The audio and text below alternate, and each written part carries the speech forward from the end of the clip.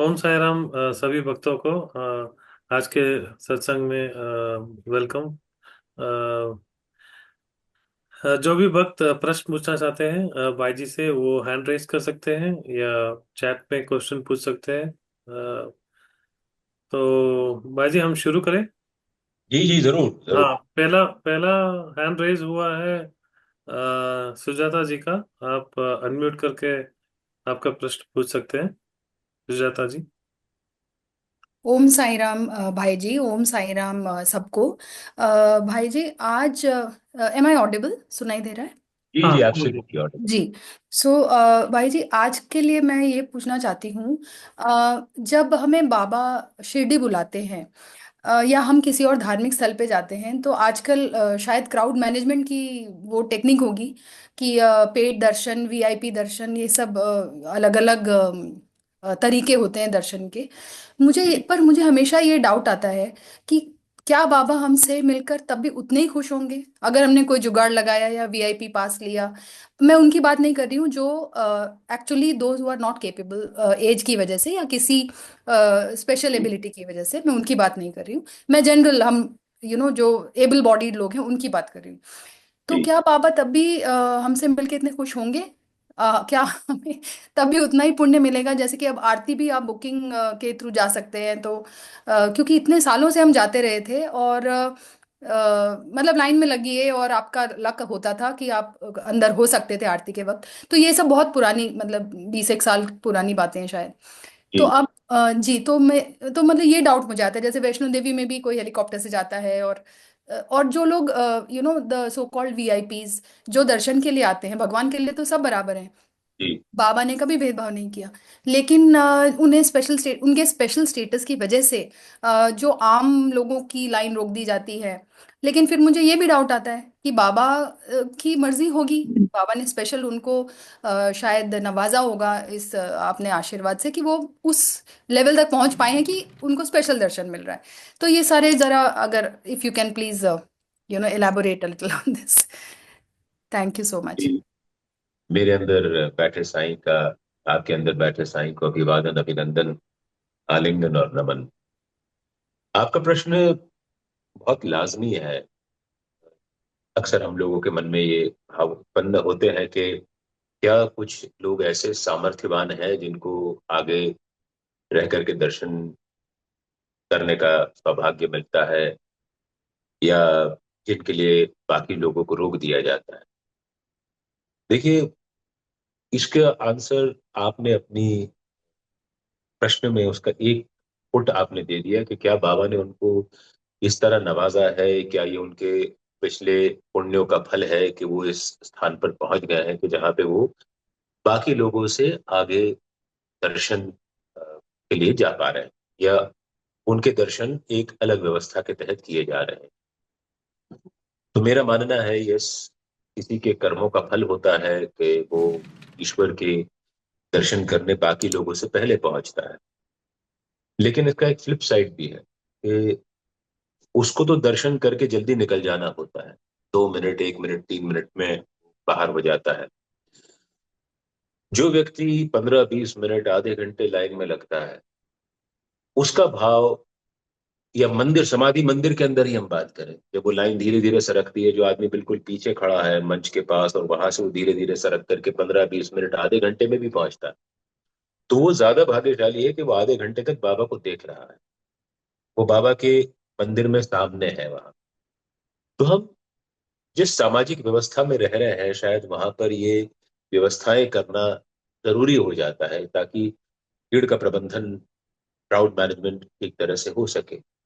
तो जो लोग अगर किसी कारण से लंबी लाइन से होते हुए भी आ रहे हैं, तो मैं समझता हूं कि वो ज्यादा भाग्यशाली है कि वो बाबा के दर्शन कर रहे हैं, उनको निहार ज्यादा देर तक रहे हैं, और एक्चुअल में वो बाबा के डायरेक्ट टच में और ज्यादा देर रुक पा रहे हैं। सो विच इज फेयर इनफ। दोनों ही तरीके से, जो सामने जा रहा है दर्शन, उसको अब अगले उसके जो कर्म है वो निर्धारित करेंगे कि उसको आगे क्या जन्म मिलेगा, और वो बाबा उसको कितने पास रखेंगे, कितना दूर रखेंगे। लेकिन जो पीछे जा रहा है उसके कर्म भी कहीं ना कहीं जो है कम होंगे, ऐसा नहीं है, दूसरे के कर्म ज्यादा प्रबल। जिससे वो आगे पहुंच गया है।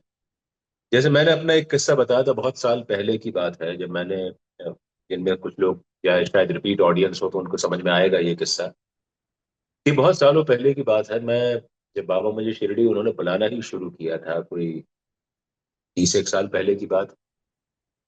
तो जहां पर अभी स्टेज है वहां पर सत्यनारायण पूजा दालान होता था, और ये जो स्टेज अभी है उससे करीब 80 फुट आगे स्टेज होता था, वहां पर हम लोग बैठा करते थे।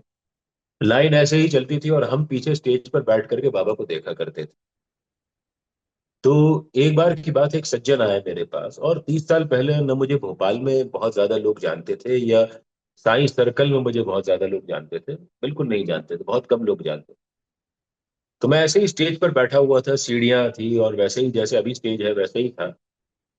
मैं सीढ़ी पर पीछे पर स्टेज पर बैठा हुआ था, और वहां पर जो है वो आरती हो जाती थी, तो जो पुजारी सेवादार है वो पीछे तक हम लोगों के लिए प्रसाद लेकर के आते थे। मैं एक दिन ऐसे ही बैठा हुआ था तो एक सज्जन मेरे पास आए, सफेद कुर्ता पजामा पहना हुआ था, दाढ़ी बढ़ी हुई थी उनकी। उन्होंने आके मुझसे पूछा, ये मिस्टर पोंडा? जी। मैंने कहा आप कीजिए, मैंने आपको पहचाना नहीं। बोले I am retired IAS officer. उन्होंने अपना कोई सरनेम शर्मा बताया। बोले मैं जो है वो रिटायरमेंट ले लिया है, भोपाल में मैं रहता था, मैं जानता हूँ आपको, और अब मैं रिटायरमेंट के बाद शिरडी में बस गया हूँ। तो बहुत बढ़िया, अच्छा लगा आपसे मिलकर। बोले क्या कर रहे हो?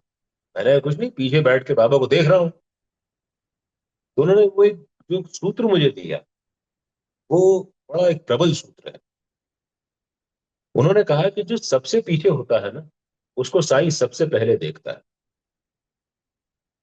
तो मुझे आज जाकर के लगता है कि मेरा पीछे बैठना एक तपस्या थी। ये पीछे बैठने वालों को बाबा पहले देखता है, जब उन्होंने मुझे आज आगे खींच दिया है। तो मुझे लगता है कि वाकई में वो उनकी बातों में कितनी सत्यता थी। उसके बाद वो सज्जन मुझे एक दो बार मिले, लेकिन उनसे वार्तालाप कभी नहीं हुआ। दूर दूर से बस वो हाथ हिला देते थे, पोंडा जी कहते थे। शिरडी गलियों में मैं जाता, पीछे मुड़ के देखते मुझे हाथ हिलाते हुए देखते थे। वो 2 3 बार के बाद वो भी नहीं दिखे उसके बाद दोबारा। तो मुझे लगता है कि बाबा ने शायद मुझे एक सूत्र वाक्य देने के लिए उन्होंने भेजा होगा, उनको भेजा होगा कि जो सबसे पीछे रहता है उसको साईं सबसे पहले देखता है। तो जो लोग पीछे रहते हैं उनको ये नहीं सोचना चाहिए कि हम कहीं से we are children of a lesser god. उनको साईं देख रहा है, और शायद हम जैसे कुछ लोग या कुछ और रसूख, मुझसे ज्यादा रसूख वाले लोग शायद कुछ जल्दी कम इंतजार करके बाबा के पास पहुंच जाते होंगे, लेकिन साईं बराबर देखता है सबको। और आगे जाने वालों से नाराज होता है नहीं होता ये तो वो जाने, लेकिन पीछे वालों से वो प्रेम बहुत करता है, ये तय बात। I hope this answers your question. Yes it does most of it, पर वो जो है कि मतलब अगर मैं वीआईपी पास लेके जाऊं दर्शन करने, या मैं लंबी लाइन में लग के जाऊं दर्शन करने, विल इट बी आप द उसको सेम VIP फॉर? पास क्यों समझ रही हैं? एक बात सुनिए मेरी बात। हम्म। ये समझिए कि वो एक पेड दर्शन व्यवस्था है। और जी। बाबा ने कहा है कि मैं दक्षिणा किसी से मांगता नहीं हूं, तो द्वारका माई है जो अपना कर्ज मांग लेती है। हाँ। तो ये आपका, अगर आप पेड दर्शन करने जा रही हैं तो आप समझिए कि द्वारका माई ने आपसे कर्ज मांग लिया है अपना।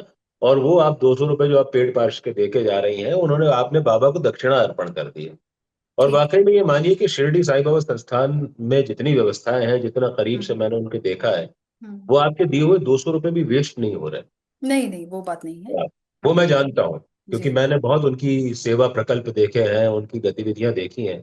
अच्छा। तो आपको अगर सामर्थ्य है आपके अंदर और आप 200 रुपए दे करके आप VIP दर्शन के पास ले रही हैं, हम्म। और तो ये समझिए कि आपने दक्षिणा दी है, और अच्छा। वो आप द्वारका ठीक माई है। का कर्ज उतर गया है।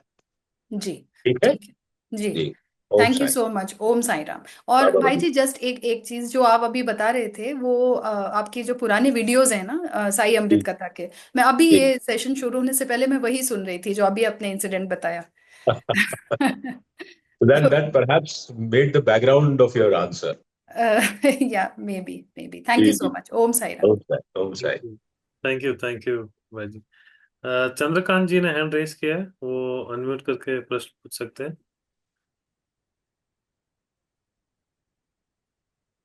बात कर सकते हैं उनसे? चंद्रकांत जी, आप अगेंस्ट द लाइट रहते हो, मैं आपकी शक्ल नहीं देख पाता हूँ चाहते हुए भी। ठीक है, एक ये आप मिनट। ये आप डेलिबरेटली करते हो कि आपका मुखड़ा किसी को ना दिखे? नहीं सुमित जी, ऐसा कुछ भी नहीं है। जस्ट अ कोई मिनट। कोई नहीं नहीं, कोई बात नहीं, आप अगली बार देख लेंगे। आप तो प्रश्न पूछिए अपना। यू आर हैंडसम मैन यार, कमान। Thank you Sumit ji. जी। सुमित जी, मेरे को दो प्रश्न हैं। जी बताइए। एक प्रश्न है, हम लोग जल्दी bad activities, whatever bad activities we do, like speaking or writing or doing or seeing, जल्दी attract होते हैं. But when we want to learn something good, like getting alert early in the morning or anything, reading books or anything such that, how to implement in our day-to-day life good things. Bad things easily attract होते हैं. It's not a issue of that. But good things को learn करना, attract करना कैसा है? How to do that? See, it is psychological factor कि the things that you are asked to abstain from, यानी जो चीज आपको करने से रोका जाता है, वहां पर आपका ध्यान ज्यादा जाता, परबस जाता है, और आप उसमें इंडल्ज होना चाहते हैं। ये एक ह्यूमन साइकोलॉजी है। तो मेरा मानना है कि जितने भी माता पिता यहाँ पर हैं, उनको अपने बच्चों को कभी भी कोई भी चीज करने से रोकना नहीं चाहिए। बस उनका ये फर्ज बनता है कि किसी भी कर्म के, किसी भी क्रिया के जो अच्छाइयां हैं और जो बुराइयां हैं, वो अपने बच्चों को समझानी चाहिए। उसके बाद उनका विवेक जागृत करने के बाद उनको उनके हाल पर छोड़ देना चाहिए। कार में इंजन होता है, हमारे अंदर कर्म करने की ऊर्जा होती है। अब हम उस कार को सीधे फर्स्ट से फिफ्थ गियर में ओवरड्राइव में डाल दें और हम रैश ड्राइविंग करते हुए यहां वहां से कट मारते हुए जाएं, या हम उसको धीरे धीरे धीरे धीरे धीरे करके उसके गियर्स बढ़ाते जाएं, संभाल करके गाड़ी चलाएं, और दूसरों को भी नुकसान ना पहुंचाए, खुद को भी ना पहुंचाए।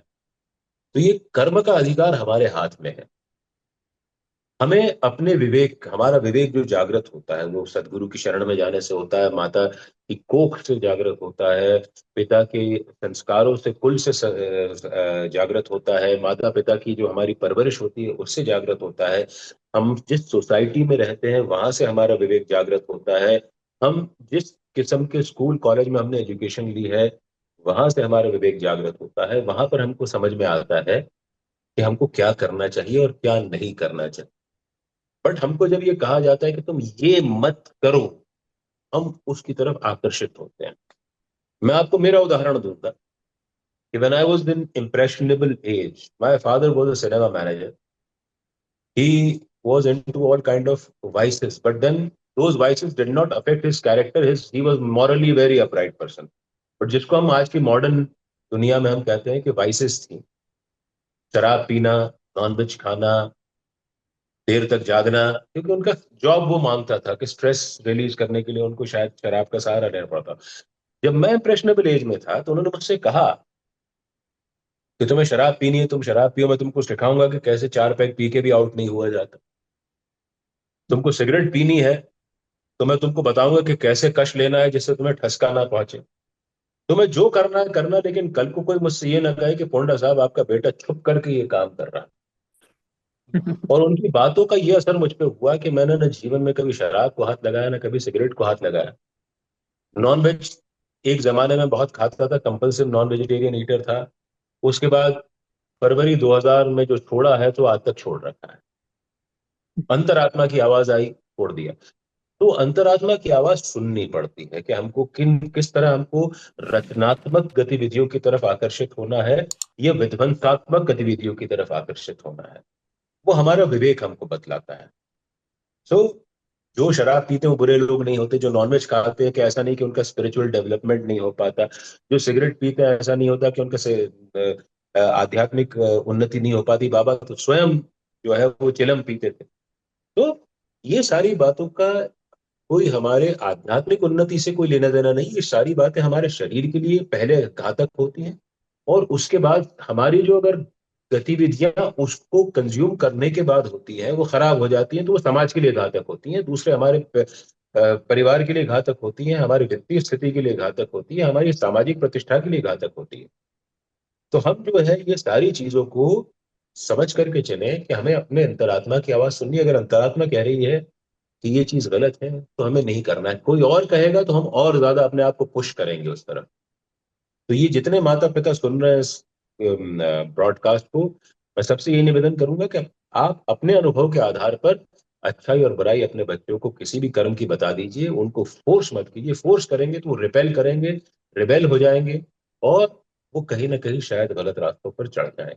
बाकी हम जैसे जो ग्रोन अप अडल्ट हैं उनको अपना विवेक जागृत रखना होगा और अपने अंतरात्मा की आवाज को सुनना होगा।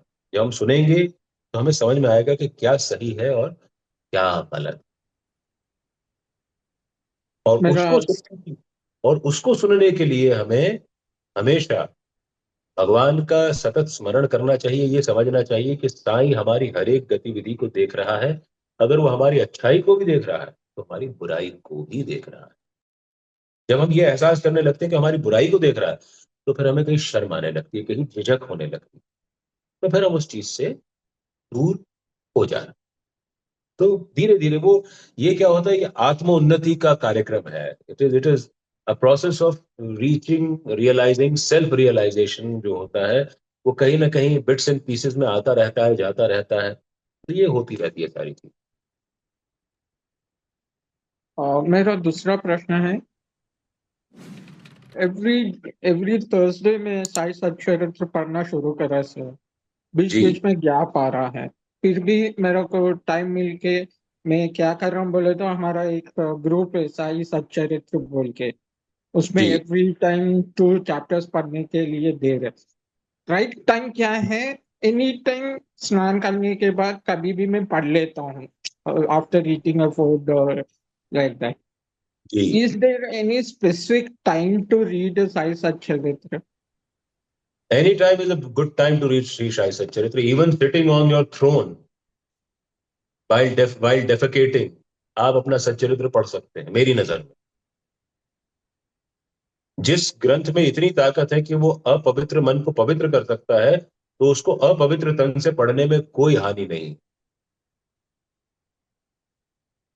आपको तो मैं और इजी तरीका बता दूंगा कि आप तो यूट्यूब पे वो 2 चैप्टर जो आपको पढ़ने के लिए दिए गए हैं उसका ऑडियो लगा दीजिए, नहाते नहाते उसको सुन लीजिए।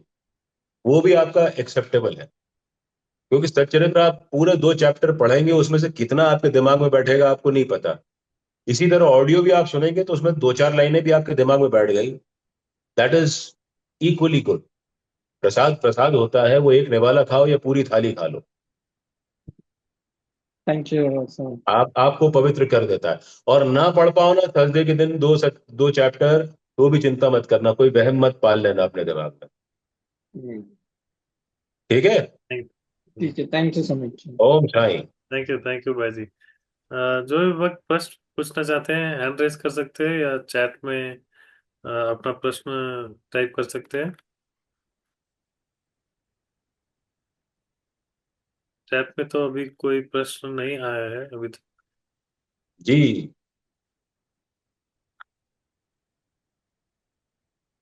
तो चलिए सचिन जी, आप ही कोई प्रश्न पूछ डालिए। नहीं, पृथ्वी दीपक जी ने हैंड रेस किया है तो अनम्यूट करके आप प्रश्न पूछ सकते हैं।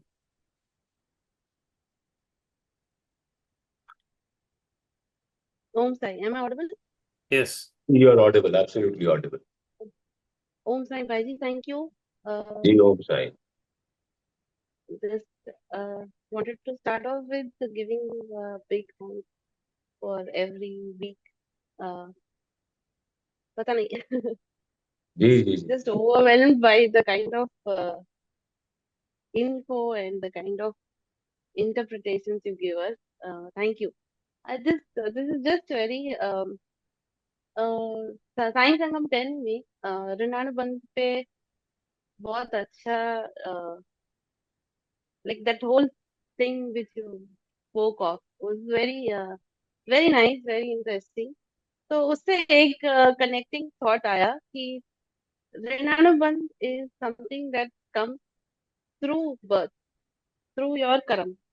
So it's like now if you come to interact with somebody and then it is through the past karma, but then how will you know whether you are diminishing that Rinanubandh, और या आप नया चढ़ा रहे, like what is the basis? How do we go about these new interactions? And how will we know that whether it is getting somewhere down the line, when वो सारे ऋणानुबंध खत्म होते हैं, then only that person or that whatever it is, they get released from your life. Is that how it is? जी होता है, ऐसा ही I होता don't है know जब if I have communicated it properly. नहीं नहीं, मैं समझ रहा हूँ, मैं समझ पा रहा हूँ। ऋणानुबंध जो होता है उसके चलते ही कोई हमारे जीवन में आता है, और उसी ऋणानुबंध के चलते हम लोग जो है वो अपना कर्म या तो उतारते हैं या उसको चुकाते हैं, whatever way, whichever way you take it. जब किसी का ऋणानुबंध हमारे जीवन में पूरा हो जाता है तो वो व्यक्ति स्वयमेव अपने आप हमारे जीवन से गायब हो जाता है, वो धूमिल हो जाता है। हम अपने ऐसे रिश्तेदारों को याद कर लें जो कभी हमारे जीवन में थे, अब नहीं है। हम अपने ऐसे मित्रों को याद कर लें जो कभी हमारे बहुत अच्छे दोस्त हुआ करते थे, अब सालों से उनके अते पते नहीं, और अब वो मिलेंगे भी तो शायद उतनी वार्मथ नहीं रहे। या ऐसे एक्वेंटेंसेस होते हैं जो अचानक से हमारे जीवन में बहुत इंपॉर्टेंट बन जाते हैं। हम जब शादी करते हैं तो हमारे पति या पत्नी जो होते हैं उनसे हमारा कोई ऋणानुबंध होता है, हमारे बच्चे आते हैं, वो हमारे जीवन में उस ऋणानुबंध के चलते ही आते हैं। पवित्र आत्माएं कहीं भी विचरती हैं लेकिन वो हमारे ऋणानुबंध के चलते शरीर धारण करके आती हैं। तो ये सब कर्मों का खेल है, और इसमें बहुत दिमाग लगाने की जरूरत नहीं है कि कैसे हुआ था, क्या हुआ था और कब खत्म होगा, या हम नया चढ़ा रहे हैं। हम तो अपना कर्म करते चले, और जब तक कि वो कर्म निष्पाप है, निष्कलंक है, उसमें आपको चिंता करने की जरूरत नहीं है कि वो ऋणानुबंध चढ़ रहा है या उतर रहा है, क्योंकि हम अगर इतना सोचने बैठेंगे तो हम अपना जीवन नहीं जी पाएंगे, हमें बर्डन सा लगने लगेगा। तो हम उस बर्डन से अपने आप को मुक्त रखें। लिव इन द नाउ, आप अभी जिए, और अभी जिए, और अपने बाद जो कर्मों की गति है वो ऑटोमेटिकली चीजों को, डेस्टिनी जो है वो उसके पास से फेंकना शुरू करती है, और वो चीजों को जिक्सॉ पजल की तरह सेट करती है या उसको फिर पूरी तरह से धूमिल कर देती है। हमें इन चक्करों में नहीं पड़ना है क्या ऋणानुबंध था, कितना था, कैसा था, क्या हुआ क्या नहीं हुआ, उसमें दिमाग लगाएंगे तो हम पागल हो जाएंगे। ये हमको ऋणानुबंध का कॉन्सेप्ट इसलिए समझाया जाता है कि जब हमारे जीवन में कोई अप्रत्याशित दुख आ जाए या कोई लॉस हो जाए तो हम उस चीज के साथ सामंजस्य बिठा सकें, उसको हम अपने आप को ओवर बर्डन ना कर लें, उस चीज वो चीज हमको वे डाउन ना करे। इसलिए हमको ये समझाया गया है कि ऐसा ऋणानुबंध के चलते होता है। कोई हमको, अब आप ये समझिए कि यदि कोई आपको चोट लगा के चला गया, कोई पैसों की चोट लगा के चला गया, इसके दो कारण हो सकते हैं। या तो आपको उसने ऋणानुबंध से मुक्त कर दिया, या उसने अपने आप को एक नए ऋणानुबंध में बांध दिया। तो वो ऋणानुबंध चुकाने का मौका हमको मिलता है, but at the same time हमको इतना ज्यादा उसमें घुसना नहीं है कि हम अपना दिमाग खराब कर लें। That is important. You got to live your own life. आप इतनी अगर हमेशा दर्शन शास्त्र में उलझे रहोगे, आप आध्यात्म में उलझे रहोगे, तो आप इस जीवन में नहीं जी पाओगे, अपना संसारिक कार्य नहीं कर पाओगे। तो तो आपको फ्री माइंड रख करके take life as it comes, उस तरह से जीना है। और सो लॉन्ग है इसके कोई चीज आपको वे डाउन नहीं कर रही है, तब तक आप उस चीज को एंजॉय करें। That's about. किसी भी रिलेशनशिप को, किसी भी Perfect. It's just that sometimes sorry. no, it was just that sometimes unexpectedly you get something and then you feel that indebtedness. So उस intention से पूछा मैंने कि we don't know, out of the हाँ, blue, आपको the आपको lottery universe लग sends जाएगी, something and says, लॉटरी लग गई आपकी, तो आप क्या करोगे? ठीक है ना, साईं बाबा को थैंक यू करो और बस उसको जुए में तोड़ा देना जो पैसा मिला उसको वाइटली इन्वेस्ट करना, perfect. है ना। Yes, साईं बाबा को okay. आपने कभी, साईं बाबा ने आपसे कभी दक्षिणा मांगी होगी, वो आपको वापस चुका रहे हैं 10 गुना करके, उसको तो उसको रख लेना संभाल करके। उसको उसको दारू में, Okay. सट्टे में, No, जुए में मत उड़ा देना उसको। आईपीएल का सीजन शुरू होने वाला है, बहुत सारे लोग सट्टा लगाते हैं, मैंने सुना है उसके ऊपर। मत लगाना।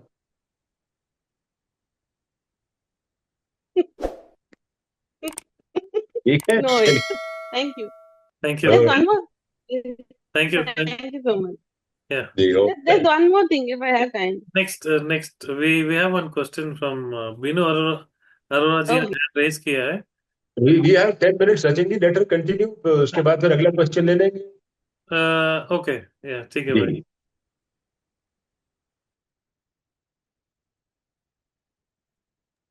चलिए, वो गायब हो गई, आप दूसरों को ओके, पूछिए। बीनू बीनू अरोरा जी ने हैंड रेज किया है। जी, अरोरा, मिस आप अरोरा। अनम्यूट करके प्रश्न पूछ सकते हैं। ओम साई राम भाई जी। ओम साई जी।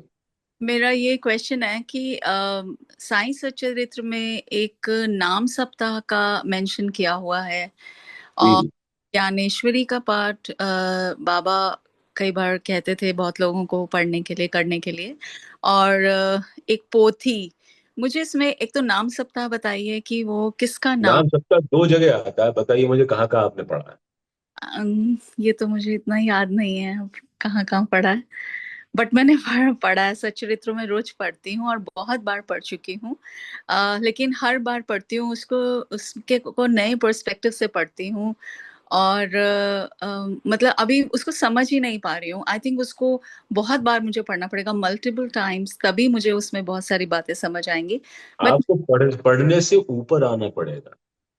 जी, आप पढ़ते हैं तो you read the lines, you got to learn to read between the lines. Yeah that's true.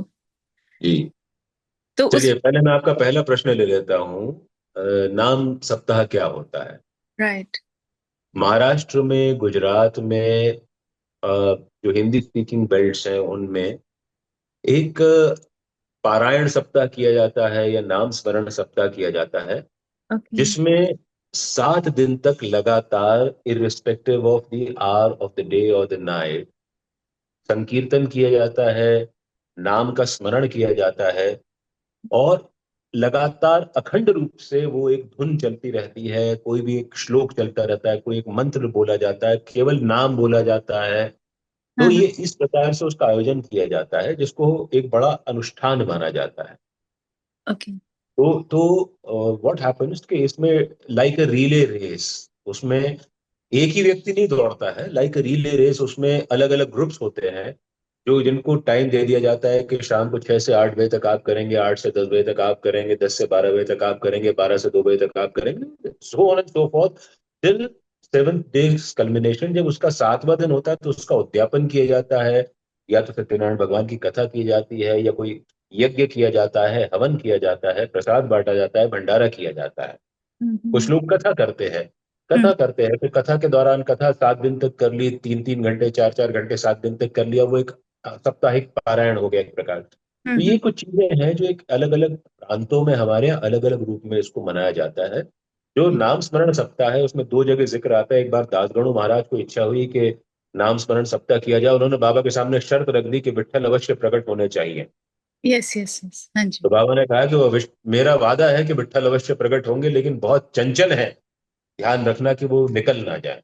और हम्म। दूसरी बार जब होता है, तब ग्रंथ के लेखक हेमाड पंथ को ये प्रेरणा होती है, जब उनको श्रद्धा और सबूरी वाला भान समझ में आ जाता है श्यामा के साथ बातचीत करके, तो वो एक संकल्प लेते हैं कि शिरडी में नाम स्मरण सबका होना चाहिए, और वो बाबा से अनुमति लेने के लिए जाते हैं। तब वहां पर उनको औरंगाबाद कर जी का एक भजन बाबा के कान, हेमाड पंथ के कान में पड़ता है, गुरु कृपांजन पायो मोरे भाई। तो हम्म। उनको ये समझ में आ गया, मैं राम नाम का स्मरण सप्ताह की इजाजत मांगने जा रहा था और बाबा ने मुझे परमिशन दे दी। ओके। ये 2 जगह पर जिक्र आता है, बड़ा एक्सप्लिसिट सा जिक्र है वहां पर। हाँ तो जी। ये 2 जगह पे, और नाम स्मरण सप्ताह जो मैंने आपको बताया मोटे तौर पे, ये it is this thing which के उसमें कंटिन्यूअसली 7 दिन तक चलता रहता है। तो मैं पूछना ही चाह रही थी कि वो किसका नाम लिया, आई मीन किसी। किसी का भी ले लो, आप साईं का ले लो, आप राम का ले लो, आप कृष्ण का ले लो, विट्ठल का कर दो, आप किसी का भी ले लो। ओके।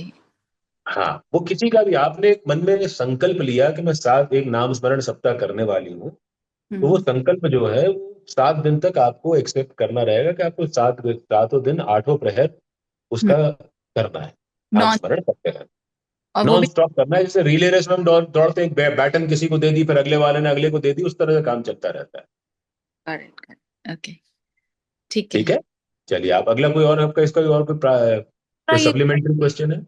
दूसरा ये क्वेश्चन था कि उसमें ज्ञानेश्वरी का पाठ बाबा बोलते थे करने के लिए, तो और पोथी पढ़ने का, इनमें क्या डिफरेंस है? ज्ञानेश्वरी। ज्ञानेश्वरी जो है वो संत ज्ञानेश्वर द्वारा लिखित ज्ञानेश्वरी है। ओके। हाँ, वो जो आप अभी इन दिनों आप जो हमारे दोस्त राकेश जुनेजा जी ने जो ज्ञानेश्वरी लिखी है, वो ज्ञानेश्वरी नहीं है। अच्छा। हाँ, ये संत ज्ञानेश्वर महाराज जो कि आलंदी के संत थे, उनके द्वारा जो लिखी गई है श्रीमद् भागवत महापुराण पर टीका जो लिखी हुई है, उसको ज्ञानेश्वरी नाम दिया है उन्होंने, जिसको बाद में पूज्यनीय डोंगरे जी महाराज ने भी उसका सरलीकरण किया हुआ है। डोंगरे जी महाराज यानी कथावाचक के लिए उनको हम डॉयन ऑफ कथावाचक कहते हैं हम उनको। तो he was a Pioneer. Okay. तो अभी भी उनके यूट्यूब पे कुछ वीडियोस आपको मिल जाएंगे, बहुत खराब सी वीएचएस कंडीशन में मिलेंगे, बट अच्छे उनके बहुत सुनने लायक कथा कहते हैं डोंगरे जी महाराज। अच्छा, तो बाबा इसमें क्यों इतना रिकमेंड करते थे कि ज्ञानेश्वरी का? क्योंकि श्रीमद् श्रीमद् भागवत महापुराण कहा जाता है, और भागवत में जीवन के बाबत में जीने के लिए आपको समस्त कलाएं उसके अंदर मौजूद हैं। हम्म। तो जो ज्ञानेश्वरी है उसका निचोड़ है। अच्छा। तो उसमें आपको जीवन जीने की कला आ जाती है। It adds value to your life, basically वो है। अगर आपने अच्छे से उसका पारायण करके उसको आत्मसात करने की कोशिश की, जब तक आप पढ़ेंगे तब तो कुछ नहीं होगा, लेकिन पढ़ करके उसको इम्प्लीमेंट किया, हाँ, हम्म। ये नहीं होगा कि हम इन टोटो 100% इम्प्लीमेंट कर सके। That is not possible. We are all after all, हम लोग साधारण गृहस्थ लोग हैं, हम लोगों की अपनी जवाबदारियां होती है, जिम्मेदारियां होती है, हम अपना घर गृहस्थी नहीं छोड़ सकते। जी जी। तो उसमें हम जो है वो जितना इम्प्लीमेंट कर सके, 1%, 2%, 0.5%, जो भी कर सके, हमारे वैल्यू एडिशन होता है, जीवन सुधरता है। अच्छा, और जी। पोथी किसको कहते हैं? पोथी किसी भी धार्मिक किताब को हम पोथी कहते हैं, जिसके अंदर अच्छी बातें लिखी हो, किसी संत की जीवनी हो, किसी संत के वचन हो। उसके लिए कोई निश्चित नहीं होता कि किसको उन्होंने पोथी कह करके कहा। पोथी पढ़ो तुम, तो बस ये है कि विष्णु सहस्त्र नाम की भी पोथी होती है।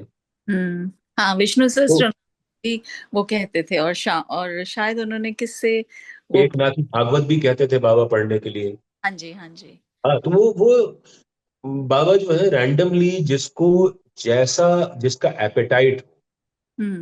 ग्रहण करने की जिसकी जैसी क्षमता हो, जी। उसको बाबा उस हिसाब से रेकमेंड कर दिया करते हैं। ओके। क्या होता है किताबें पढ़ने का, खास तौर पे धार्मिक किताबें पढ़ने का फायदा ये होता है कि हम लोग जितनी देर तक पूरी मनोयोग से या तन्मयता से पढ़ते हैं उन किताबों को, तो हम उन महान विचारकों की डायरेक्ट कंपनी में होते हैं उस वक्त। हम्म हम्म। तो हमारा जीवन कहीं ना कहीं सुधरता है। हम we begin to reflect, we begin to amend our style of living. तो वो उन चीजों का फायदा होता है। तो इसलिए हमेशा पारायण करना चाहिए, हम्म। पढ़ते रहना चाहिए। ठीक है बीनू जी। हाँ जी, यस यस। एक और छोटा सा क्वेश्चन है ठीक कि है। मैं शिरडी अभी सिर्फ 2 ही बार आ पाई हूँ, और मैं बहुत सारे, कभी कोई भक्त मिलते हैं और किसी से बात करती हूँ, तो सब यही कहते हैं कि हम हर 3 महीने में जाते हैं, हम साल में 2-3 बार जाते हैं। इस तरह से वो बताते हैं लोग। बाबा बुलाते हैं, बाबा बहुत तृप्त करके भेजते हैं, बहुत अच्छे दर्शन होते हैं। But somehow for last 10 years और सो मैं नहीं जा पाई हूँ। कुछ घर के सर्कमस्टांसेस ऐसे हैं, मैं नहीं जा पाती हूँ। तो मतलब जब लोग ऐसा बोलते हैं कि बाबा हमें बुलाते ही रहते हैं, तो मैं ये सोचती हूँ कि क्या मैं उनके क्लोज नहीं हूँ? क्या बाबा मुझे अपना नहीं समझते? मैं क्यों नहीं जा? देखिए क्या होता है, डॉक्टर के पास वो जाता है जिसको रोग। डॉक्टर फॉलोअप के लिए किसको बुलाता है? जो रोगी हो। आप रोगी नहीं है, इसलिए बाबा आपको कम बुला रहे हैं। क्या मतलब? जो भवरोग होता है, जिसको जो जो जिस हम जिस दुनिया में जी रहे हैं उसको हम भवसागर कहते हैं।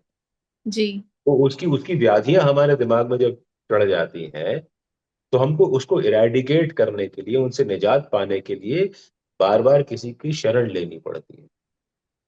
तो हम अगर दौड़ दौड़ के शिरडी जा रहे हैं तो इसका मतलब है कि हम दौड़ दौड़ के डॉक्टर के पास जा रहे हैं कि हमारे भवरोग का इलाज कर दो। बाबा को लगता है कि आपको इसके उनके पास जाने की जरूरत ही नहीं है, आप अपने घर में ही बाबा का चिंतन मनन करिए, वहीं पर शिरडी हो जाएगा। नहीं, वो तो मैं करती हूँ, मैं बस। सब तो करती आप हूँ। बेसिकली, आपको अगर श्री सच्चरित्र पढ़ती हैं, साईं सच्चरित्र, तो उसमें बाबा ने लिखा भी तो है कि क्या तुम समझते हो कि मैं शिरडी में विराजमान 3.5 हाथ का पुतला भर हूँ, 8 मास का पुतला भर हूँ। तो बाबा तो सर्वत्र है, सर्वज्ञ है। हाँ, वो तो उन हाँ भी याद करोगे वो वहीं होंगे। जी। तो आप वो वहीं पे मैनिफेस्ट हो जाएंगे किसी भी रूप में। तो मैं इसलिए अपनी बेटी आप की बाबा से आप एक- बाबा से प्रार्थना कीजिए कि आपको शिरडी का बुलावा भेजें। एंड टिल सच टाइम आपको नहीं आता है, आप बिल्कुल इस बात की टेंशन मत करिए कि बाबा आपसे प्रेम नहीं करते हैं। Okay, He loves you as much as he loves anybody of us. That is definite, he loves me a lot. बस बस बस बस, तो वो नहीं भी आप जा पा रही, मैं खुद कई सालों तक स्ट्रगल करता रहा, मुझे नहीं बुलाया था उन्होंने।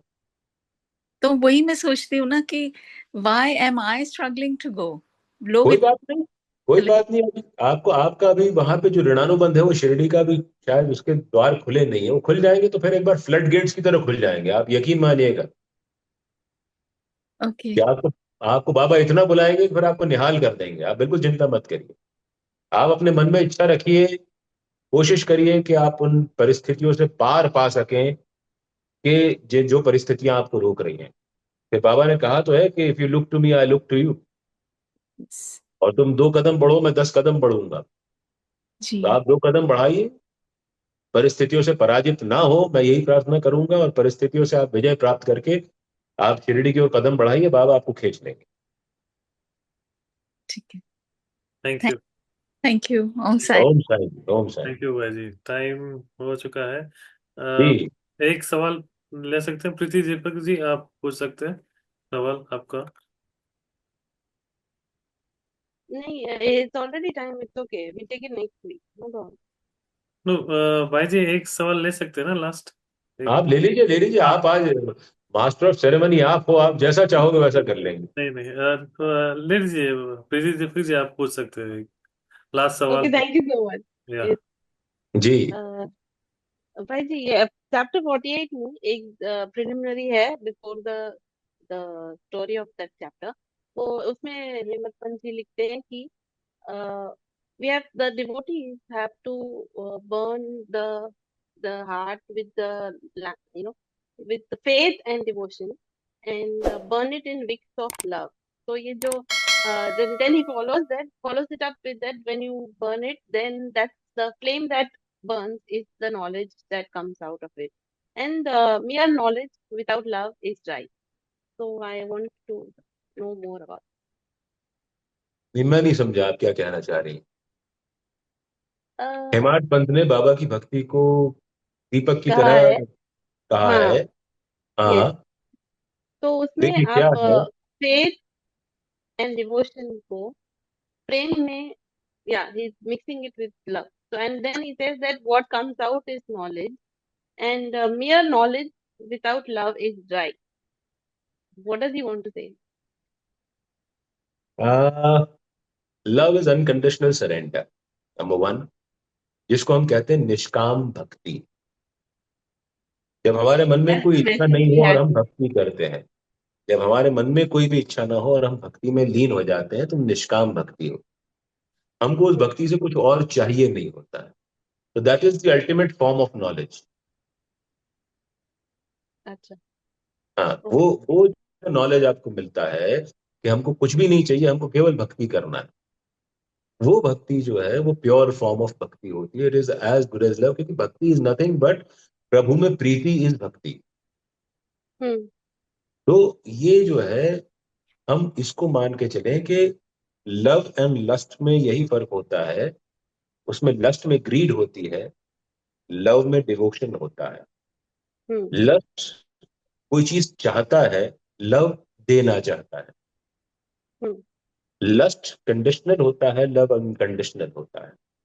Hmm. तो ये चीजें हो जाती हैं जब ये भक्ति में परिणित हो जाती है, हमारे साईं के लिए परिणित हो जाती हैं, तो हम भक्त बन जाते हैं और हमको इन चीजों का भान होने लगता है जो जीवन के रहस्य होते हैं। उन दुखों से हम मुक्ति पाने लगते हैं जो दुख हमको सालते रहते हैं, जो दुख हमको दुखी करते रहते हैं। जब हमको ये नॉलेज मिल जाता है, जब हम निष्काम भक्ति की राह पर चल पड़ते हैं, तो फिर साईं लिख दी तेरे नाम मर्जी, अब तू सुख दे, अब जो सुख दे चाहे दुख दे तेरी मर्जी। तो वो जब एक फील आ जाती है कि अब तो बाबा ही मालिक है और हम तो चाहे लाख सिर फोड़ ले, होना वही है जो साईं चाहता है। हम्म, तो जब हम इस बात से रिकनसाइल कर जाते हैं, देन एक्चुअल जो है हमारी भक्ति वो परिणीत होने लगती है, वो पल्लवित होने लगती है, जब वो उसमें दीपक जलने लगता है। तो तो that is how it begins to glow. तब वो हम उसके ग्लो में हम लोग भी चमकने लगते हैं। तो हमको निष्काम भक्ति की ओर जाना है। बड़ा मुश्किल है कि without expecting anything in return हम अपनी भक्ति में लगे रहें, ऐसा नहीं होता है। बट हम कुछ ना कुछ थोड़ा बहुत कोशिश करके उस राह पर चले तो सही। हम्म क्योंकि after all we are all human beings, ठीक है। हम भी मांगते हैं, बाबा देते रहते हैं, चलता रहेगा काम इस तरह से, क्या दिक्कत है, उसमें भी बाबा खुश रहते हैं। लेकिन कहीं ना कहीं फिर वो रियलाइजेशन आता है, वही सेल्फ रियलाइजेशन होता है कि वो जो हम सब कुछ मांग रहे हैं दैट इज ऑल फ्यूटाइल, और हम जो सब कुछ मांग रहे हैं उसी से हमको दुख मिलना है। तो बेटर है कि हम ऐसी चीज ना मांगे, and let Sai decide what ever he want. Thank you. वो है भक्ति के दीपक का जलना। परफेक्ट। या थैंक यू। थैंक यू भाई जी। ठीक है, ओम साई। चलिए, ओम साई। थैंक यू भाई जी। हमारे से हर हफ्ते आप जुड़ते हैं सत्संग में और भक्तों के प्रश्न के जवाब देते हैं। Thank you so much. Om Sai. बाबा बाबा दिलवाते हैं। Thank you very much. Om Sai. बाबा भली कर रहे हैं। Thank you. थैंक